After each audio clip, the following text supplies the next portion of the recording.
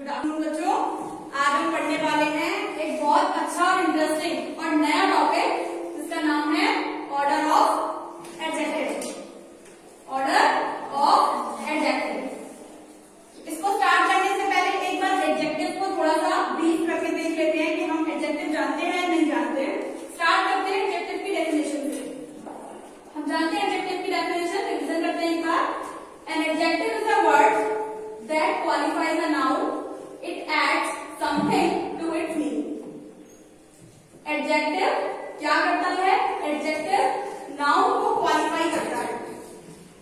Adjective noun को qualify करता है। Qualify करने का मतलब adjective noun की quality को बताता है, ठीक है? It adds something to its meaning. Adjective क्या करता है? noun के meaning में something add कर देता है, कुछ भी add कर देता है। लाइक चादर। किसका नाम है चादर? दो शब्द है हमारे पास, एडजेक्टिव का या नाउन का? नाउन का। अब चादर के साथ हमें कोई एडजेक्टिव ऐड करना है, तो हमने ऐड कर दिया यहाँ पर सफेद चादर। क्या ऐड कर दिया? सफेद चादर। तो हमारे पास यहाँ पर एडजेक्टिव क्या हो गया? सफेद हो गया, ठीक है? और हम चादर के बारे में जानना चाह रहे हैं, तो हमने एक और एडजेक्टिव ऐड किया।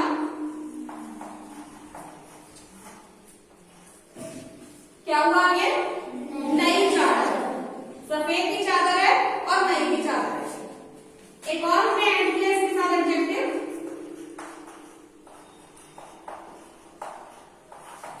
मेरी चादर।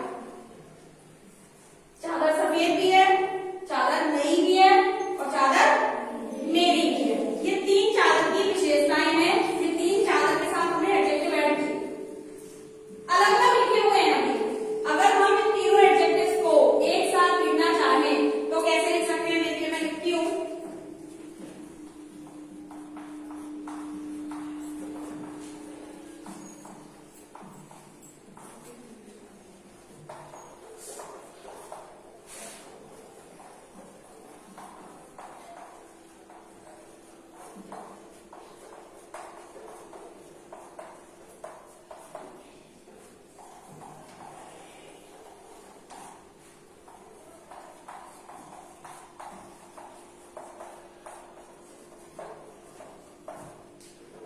ये देखिए, तीनों को एक साथ हमने लिखा, मेरी नई सफेद चादर। नई सफेद मेरी चादर। सफेद मेरी नई चादर। तीन तरीके से हमने लिखा। तो क्या हम इनको पढ़कर, केवल पढ़कर बता सकते हैं कि ये तीनों तरीके से जो लिखा है इसमें से कौन सा तरीका सबसे ज्यादा सही है? बिना किसी नियम के, बिना किसी रूल के, केवल हमको पढ़कर बताना है। शादी बताओ। मेरी नई सफेद चादर। इन्होंने बताया मेरी नई सफेद चादर। ऐसे लिखना ज्यादा बेटर है। बिल्कुल ठीक है। सभी बाकी सारे बच्चों को भी यही लगता है कि ऐसे लिखना ज्यादा ठीक है? मेरी नई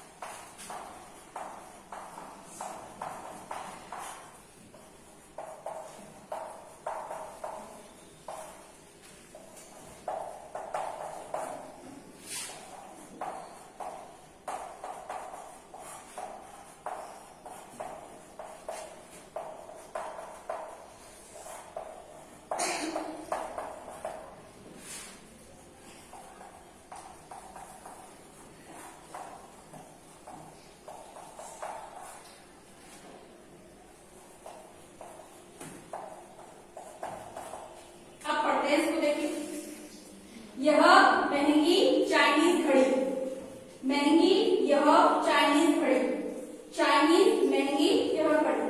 3 तरह से हमने लिखा। अब हम इसको पढ़ के बता सकते हैं, केवल पढ़ के, कि तीनों तरीके में से कौन सा तरीका सबसे ठीक है। हाँ स्पष्ट बताओ। महंगी घड़ी चाइनीज घड़ी। फिर से पढ़ो। महंगी चाइनीज घड़ी। ये ज्यादा ठीक लग रहा है? बाकी सारे बच्चों को भी ये ज्यादा ठीक लग रहा है? तो बिल्कुल सही बात है, मुझे भी ये ज्यादा ठीक लग रहा है। हमें कैसे पता कि यही ठीक है? किसी ने हमें बताया?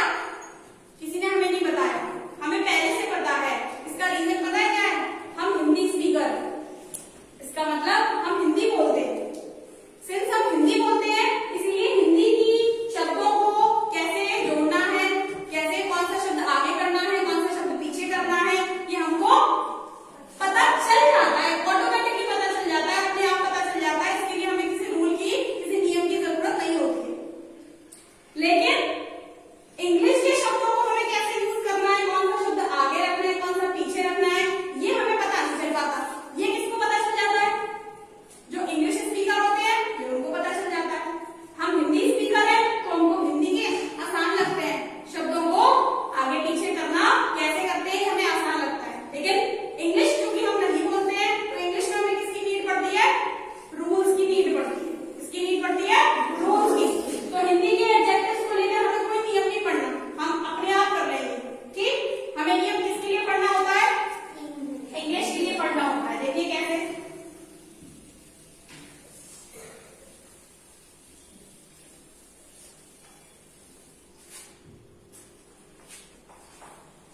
हमने एक नाम लिया टॉय, हमने टॉय के साथ एडजेक्टिव लगाया ब्लू टॉय,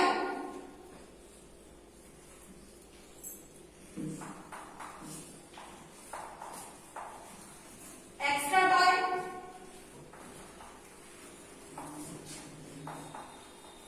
इंडियन टॉय। ठीक है, हमने 3 एडजेक्टिव लगाए। अब हम एक साथ इन तीनों एडजेक्टिव्स को यूज करना चाह रहे हैं, तो क्या हम बता सकते हैं कि पहले कौन सा आएगा, दूसरे कौन सा आएगा, तीसरा कौन सा आएगा? देखो हम लिख के देखते हैं।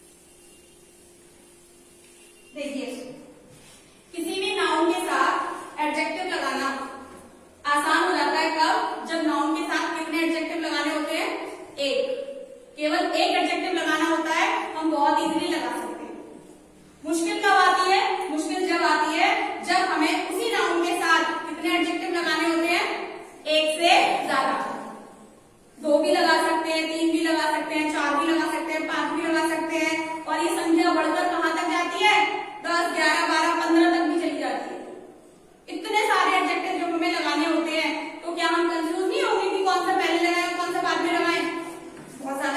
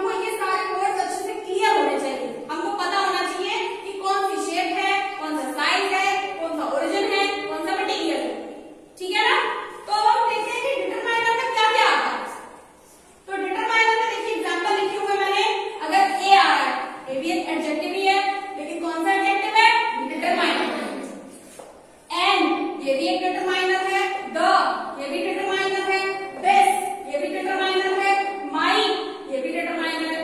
इसके अलावा सम डिटरमाइनर होता है, फ्यू डिटरमाइनर होता है, दीज डिटरमाइनर होता है, दोस डिटरमाइनर होता है। इस तरीके के सारे शब्द क्या होते हैं? डिटरमाइनर होते हैं। ठीक है, अब ओपिनियन की बात कर लेते हैं। ओपिनियन क्या होता है कि जैसे आपके सामने कोई नाउन आया तो आपको वो नाउन कैसा लगता है, आपके उस नाउन के लिए ओपिनियन क्या है, आप उसके बारे में क्या सोचते हैं, वो आपका इस ओपिनियन में आएगा। ठीक, जैसे आप किसी पर्सन के लिए बोलते हैं ग्रेट पर्सन, तो वो पर्सन आपको कैसा लगता है? ग्रेट लगता है, तो उस पर्सन के लिए आपके ओपिनियन में ग्रेट है, तो ग्रेट शब्द जो है वो ओपिनियन हो गया। प्रिटी, कोई गर्ल है और आप उस गर्ल के लिए एडजेक्टिव यूज करते हैं प्रिटी गर्ल, तो वो गर्ल आपको कैसी लगती है? आपको प्रिटी लगती है, तो वो आपका क्या हो गया? उस गर्ल के लिए ओपिनियन हो गया। डिफिकल्ट, आपने क्वेश्चन के लिए डिफिकल्ट शब्द यूज किया, डिफिकल्ट क्वेश्चन, तो वो आपके ओपिनियन है कि क्वेश्चन कैसा है? क्वेश्चन डिफिकल्ट है। तो जब जब आप अपना ओपिनियन देते हैं किसी नाउन के लिए तो वो आपके ओपिनियन में आ जाता है। ठीक है, आगे है साइज। कोई भी नाउन लार्ज हो सकता है, बड़ा हो सकता है, तो उसका साइज है। टाइनी, छोटा हो सकता है, तो उसका साइज है। इसको आप करेक्ट बोलिएगा, इसका pronunciation most of the people गलत करते हैं। क्या पढ़ते हैं इसको? टिनी। ये टिनी नहीं है, क्या है ये? टाइनी। तो टाइनी मीन्स क्या होता है? छोटा।